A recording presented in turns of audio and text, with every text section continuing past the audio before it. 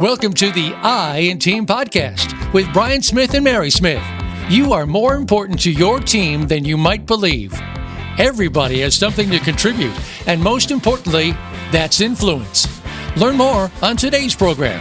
Now, here is Brian Smith and Mary Smith. Hey, it's Brian and Mary Smith, and we are here at Elevated Construction today. It is Wednesday, July 3rd, and we're with Norman Hayes, and he's the president and founder of Elevated Construction. And with me this week on her birthday week is Mary. Hey guys. So we're here to talk about the influence that construction companies have, not just on the workers, but on society in general. So what role we play, how we build our infrastructure, how we build buildings, and how we make other people's goals and dreams actually come true by fulfilling businesses and places for people to live, all the things that construction companies build for our society. So I'm glad to be here, Norm. We've known each other for almost about three and a half years. That's about right. So thanks for having us. Thanks for coming in. I really appreciate it. So I think for me, influence is really important. That I think influence is our biggest responsibility. So what prompted you to become influential in construction as a profession? Well, I think that number one, I've been very blessed to be in construction because, I went to school to be a history teacher and to be a wrestling coach, and I happened to take a construction class and fell in love with it. And so when I came out of school, I worked for 4 Fortune 500 companies, and so I hired general contractors. So one of the reasons I wanted to be a general contractor is because I knew what it was to experience a good general contractor and what it was to have a troublesome general contractor. So that's the reason we named it Elevated, because we want to bring an elevated level of service to our clients. That's really cool. So does your company focus on residential or commercial or both? We focus solely on commercial. Just more want to build what's on the plans and not have to really work with the husband and wife to develop the plans. Rather go in, build what the plans say, make a satisfied customer, and move on. That makes sense. Yeah. So what challenges did you learn about challenges besides husband and wife not getting along on design that took you from, say, housing to commercial in your early career, or is it just the path that you ended up having from the start? The funny thing is I went to a program that was at Illinois State University, and I have a bachelor's and a master's in construction management, but it was really residential based. And when I got out, I went to work for Baxter, Caremark, Health South, and Nash Finch, which was a grocer. So all that is commercial. So really, as soon as I got into projects, I was building office spaces, building medical buildings, grocery stores, retail. So I really never went into the residential piece except for when a client would ask me to do a favor and remodel their kitchen. And after those experiences, I decided there's people better suited for that, and I more wanted to stick with what I was really good at. So is that a career path that young people can choose in college? Can they choose a residential or commercial path, or is it primarily focused that way, that's just the way they do it?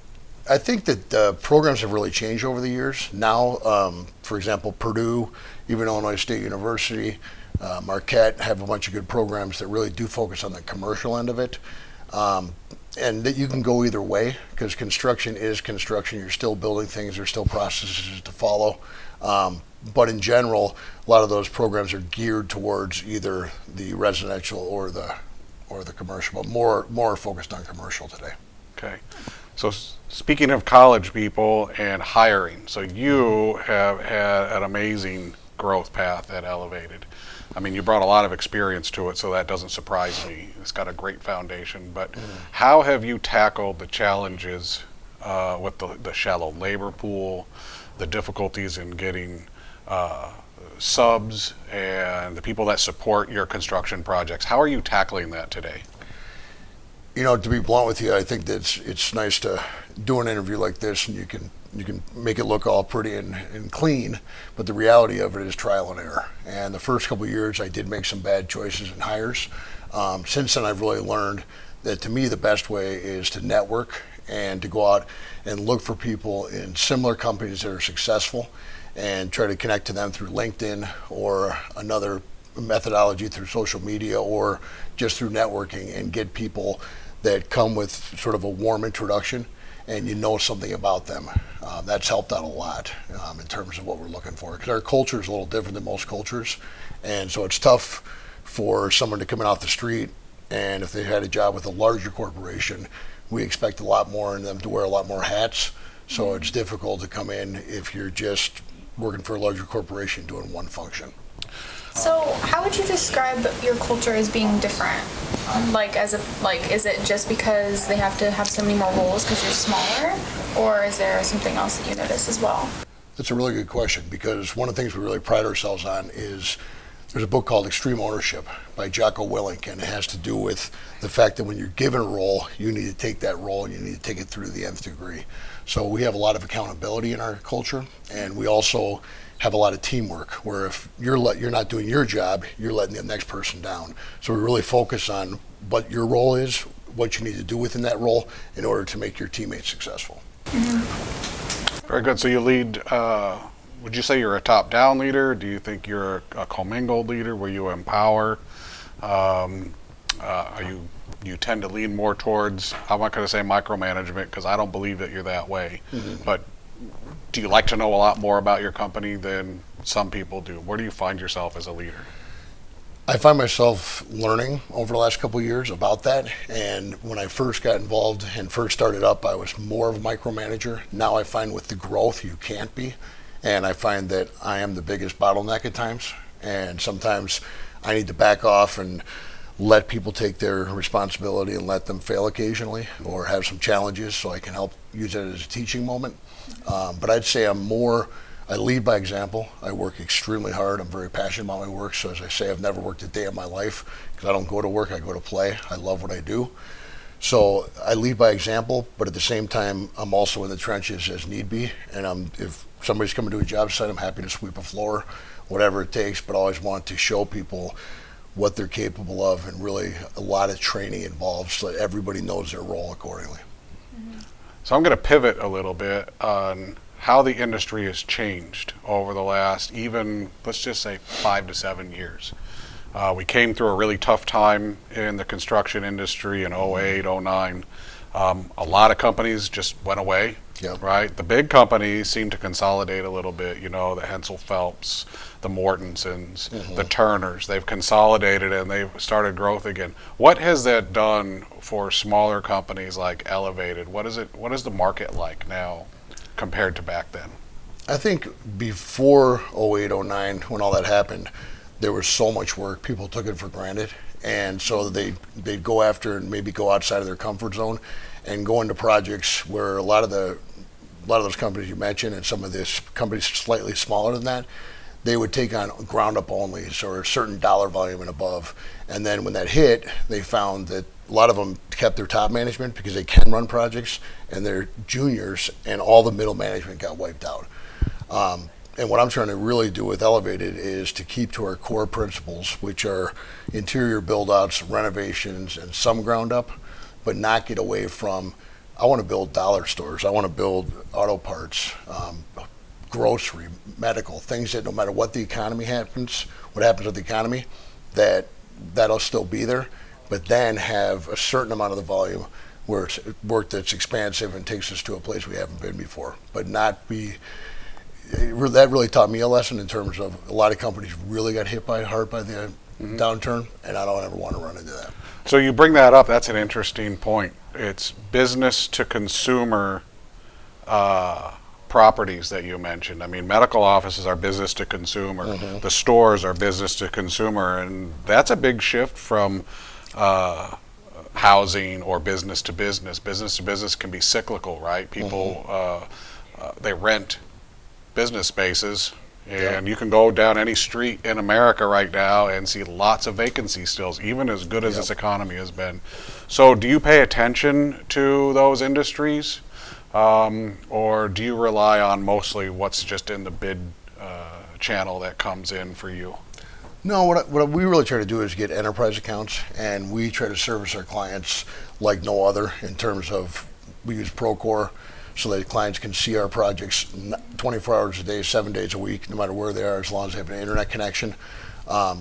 we have a 5-day guaranteed punch list, so that at 5 days after the project's done, every day thereafter, I pay $250 a day to that client, because I don't believe, I've been in that position. That's one of the things that I think is the advantage of having worked for corporate America and hiring general contractors, and they're not coming back for the punch list.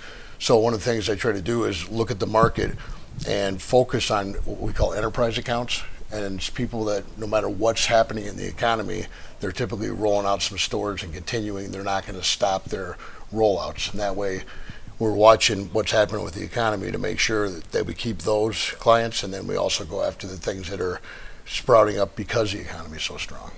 Good. You mentioned Procore. So that's something that we didn't have in the past, was an integrated project management system that allows us to communicate and bring a customer experience to our clients, actually bring them into our projects and have them share in that data management and almost with photos and video and social management. I know you have a social team. That we now have opportunities to have management systems that immerse and change the customer experience. What do you see from the customer side when you integrated Procore at Elevated? What was the feedback from your customers?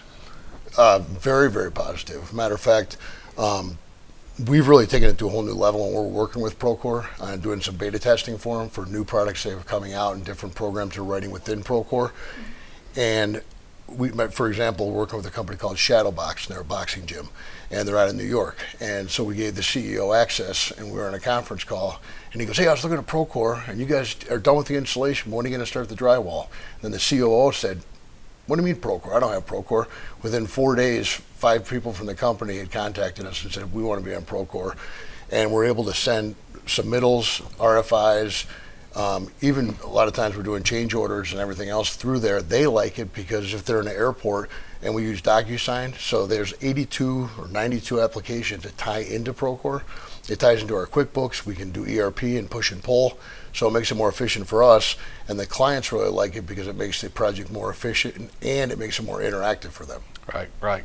So everybody know, well, you know I'm a Procore advocate. Yep. We have Procore ourselves in one of our companies. We have Procore at clients. So, and I think Procore is influencing the construction industry to the point where it's almost going to be as much of a requirement as safety. If you don't have a comprehensive project management system that interacts with the customer in the future, that you may not get the job. If you can't check off that box, just like you have to check off that box that you have a safety program and you have good policies and procedures and good insurance, that you're not going to get these jobs any longer because customers' expectations, the bar has been raised so high. Do you think that's I think that's accurate? absolutely accurate. Matter of fact, we're working with a couple companies, Urban Space, that does food halls out of New York, and they're doing a project in the Willis Tower expansion. And there was 4 general contractors at the walkthrough, and they said, "Do you guys have Procore?" All 4 had Procore, and they said that's important because we require it. And then Pacific Dental, we're doing work with them as well, and they're out of California, and they send out, they actually have Procore, and they utilize it to send out all their bids, track all their stuff, and then they require the general contractors to use it so that it's, you know, everybody involved in the project, from the owner sending out the plans to us providing them information. It's integrating. Right. Well, I feel like in a social world too, it's really important to remain transparent, especially you're working with people from New York, California, and I'm sure you have people all over the United States. Do you have places anywhere like outside the United States too? We actually work with a German company out of, they have offices in Lake Forest, Canada. Then they have their main, they're called Hantman, and they have 6,000 employees from one town in Germany. So they're a very big international company. Then they make meatpacking machines as well as car parts, and they're all metallurgy. And they actually use Procore in Germany to watch their project in Lake Forest. Nice. So it's an international thing where it can, you know, they often comment to the president of the American Hammond about what's going on with the project. So it's definitely a solid tool. Yeah, that's really cool. I'm going to take another pivot on us. Okay. I'm going to go to, we were having a discussion before we started about union and non-union. Okay. Mary brought up on the way here how she wants to talk about a rat, because Mary for the first time as you drove to our offices, they're building a new Greek church, and it was ratted every day. Oh, really? right? And Mary noticed it, and it kind of upset her. You and I actually are on two sides of the union equation. I find myself on the union side, and you're on the non-union side when it comes to the construction companies that I primarily influence directly. So, do you? First of all, I'm going to hit the elephant in the room. Yeah. How do you feel about the union non-union culture that we have to deal with here, especially in Illinois? Well, it is a challenge. However, I think there's really good union subcontractors and general contractors and really good non-union. So I think it's a matter of, for certain areas, it makes more sense. Downtown city of Chicago, areas where it's required. But I think sometimes the picketing and sending people out to your job site, matter of fact, most of our non-union subcontractors were union to begin their career. And they decided, you know what, I can go out and do this on my own. I won't have to pay the union dues. I can pay my guys a fair wage, give them insurance, et cetera, and do so for less cost than having all the union overhead within the organization itself. So for me, we do union-only jobs when required, so we are able to do union projects, but primarily we do open shop. So we'll bid union and non-union. And we tell them up front there's open shop because a lot of times union guys don't want to bid against the non-union guys because they don't feel they can be competitive. So it's one of those things of it's a fact of the business. I don't have negative feelings one side or the other. It's just a matter of, in order for us to be competitive in the market we're in, like you said about you're primarily union, we're primarily non-union, and that's the way we can bring the value to our clients. So have you been redded before? Quite a few times, and excuse me, I actually like it because it shows that we're bringing value. And when they show up, and I have a guy who's on the job, doing a good job, paying his guys good wages, his guys are happy. We just walk by them, waving them as we're walking in, and they can only stay on the perimeter of the project. They can't come within the project. So sometimes we've had problems where a client will require us to switch them out because they don't want the bad publicity. And that's unfortunate because then it ends up costing them more. But we go into our project saying we're hiring non-union guys, so if for any reason you need to switch it out, it can't be an expense to us. But we have experienced it quite a bit. So I notice there's an opportunity there for there to be influence. In that there's a union person being paid to sit there and picket people that are working. So which is a good thing, right? The people that are working. Yeah. And that the influence is they can see oftentimes how well that these people, the environment that they're in, how they show up and get ready for work, how safe they are, what kind of quality they have, specifically at the Greek church. As we drove by every day on our way to our office, it's a very good company that's building that church. And their people look, it's always the same people. You didn't see a lot of turnover. Yeah. After you go by weeks, 2 weeks, 3 weeks at a time. So I think there's an opportunity. I don't like jumping this way, but anytime you start to segregate, it's a bad thing. Yeah. I think it's a choice. And look, if you want to be union and you feel secure in the things that the union bring you, and the union companies can continue to bring value, then be union. And at the same time, if you're not a union company and you continue to bring the good things to people and they find value, then be a non-union company. And stick with the influence that you have, right? Yep. My saying is know your influence and then go with it. Yep. So, very good. Safety, is it an issue for you guys? No, we have a big focus on safety, and a matter of fact, Procore has a safety program where you can get Procore certified. So we do that just out of the fact that we can have another level of safety, but we have a safety program. We have a safety director, and make sure all our guys have their PPE for protective wear on the job sites at all times. So I was at Groundbreak a few years ago, maybe 2-3 years ago, and they had a really interesting safety program, and it was called Safety Third. And what was interesting about it is the point is who really, the difference between the third thought and the first thought. If your employees are first and your customers are second, or your customers are first and your employees are second and safety's third, what are you going to miss? So, Yeah. when you are really focused on those three things in a construction environment, everything's taken care of. Agreed. Customer, employee, and safety. Yep. And I know from working with you that you can mix those up anyway. If you've got a customer on the phone, it's customer first. Mm-hmm. If you've got an employee in front of you, it's employee first. Mm-hmm. And when you're thinking about jobs and thinking about setting up safety, the first thing you're thinking about is how do I make it a safe environment for my customer and my employee? Yeah, absolutely. As a matter of fact, we just had, as we're speaking, we're lifting a 10-ton unit on top of a rooftop in a facility that the rooftop went out on Friday. So they said they didn't want to go through the holiday weekend without it.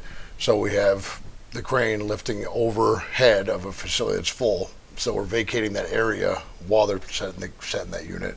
We're making sure our employees aren't there, our clients and customers aren't there, and making sure the safety is done correctly. So that's something I always say, quite frankly, that our mission is to elevate the lives of our employees, our clients, and the community. And the reason I say our employees first is if we don't have good employees, then we're not going to bring that value to the client. Right. So even though people always say client first, I really think it comes down to, of course, the clients first. Mm-hmm. But the employees need to feel special, need to feel valued, and need to have opportunities. Then they're going to bring the better value to the client. Yeah, client first through employee first. Yeah. You treat your employees well, your clients are going to get taken care Exactly. of. And that does work. I know I see it day in and day out. Yeah. Well, I also kind of hope, on that note too, I hope that clients, they're taken care of as employees. So I hope that even if they're not put first, there's still an understanding that we put our employees first because their company also puts them first. Yeah. That's always my hope. I don't know. I know it doesn't always work that way, but it's an interesting discussion I'm going to bring up. Okay. Just last night on social media, and our company's heavy on social media. This goes out, via social media. I know Absolutely. Elevated has a really good social media presence. Yep. So, but last night there was a discussion about, is it okay to yell at a customer? And I actually jumped into the conversation and I wrote, no, but I have fired. Actually, the number one reason that I have terminated a client relationship was mistreatment of one of our team members. Agreed.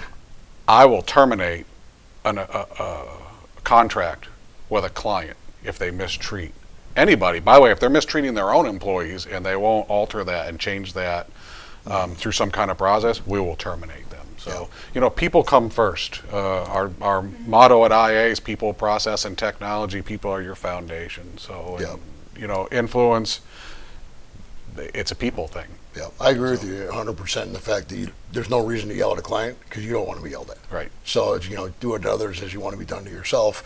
But to the same point, if they mistreat your employees and you don't do anything about it, what does that show your employee? Exactly. They start losing respect for you. You start losing credibility.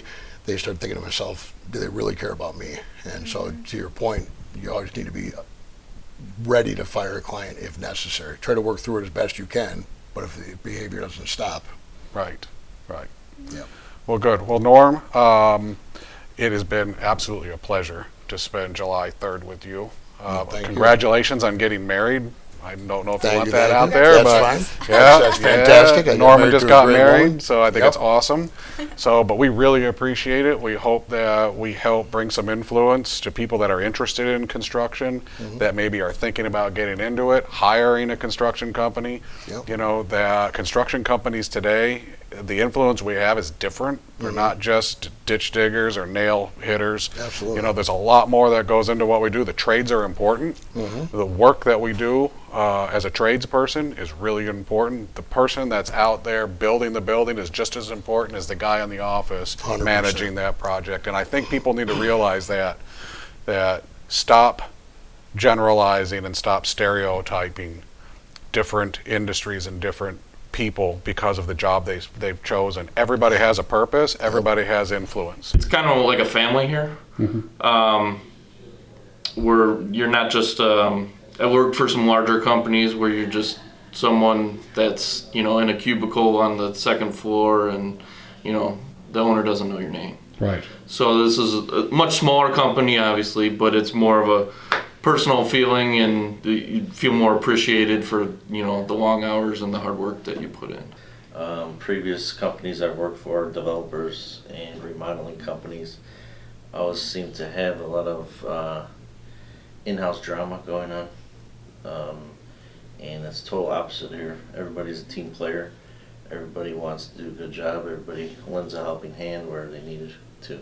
It's nice to meet you. Nice do to you meet like you too. do you like Elevated? I love it. Good. It feels like family here. Good. And I always like coming into work. Do you do any research? I mean, well, you said you labored, so have you ever been out and been on a job site? Yeah, I actually worked with them. Did you? Yeah. So you do have some hands-on experience. You know what it's like to be out there and hot, sweaty. Yeah, which is actually really nice because like the whole social media thing is like, we're not stuck in this office the entire day. It's like some days we'll have to go to different job sites in Indiana or in Chicago, and we have to work there. So it keeps us busy, that's for sure. The flow of communication has always been transparent. Even when I want to talk to someone, I go to their offices. If someone wants to talk to me, they come here.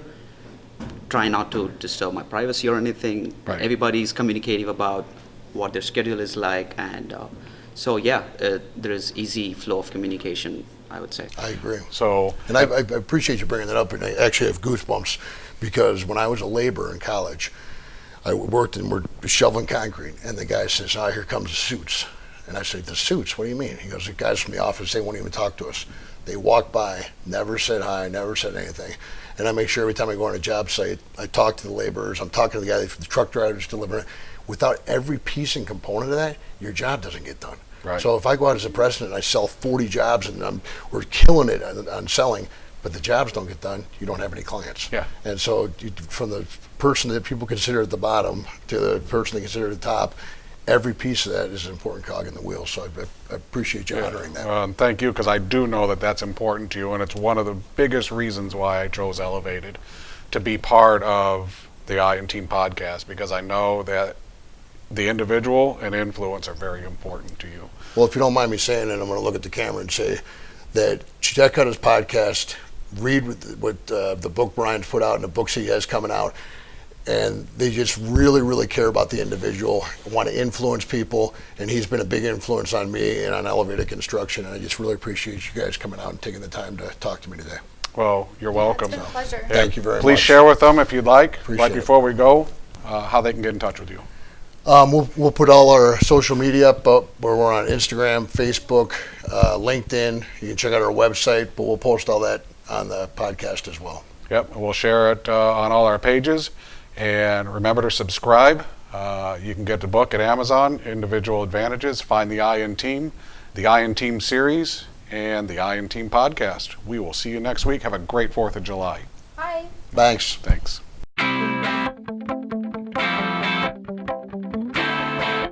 Thank you for listening to the Team podcast. We hope we've positively influenced you and you've picked something up from the show that you can use in building and influencing other individuals or your team. Please join us soon for another program on the Voice America Business Channel.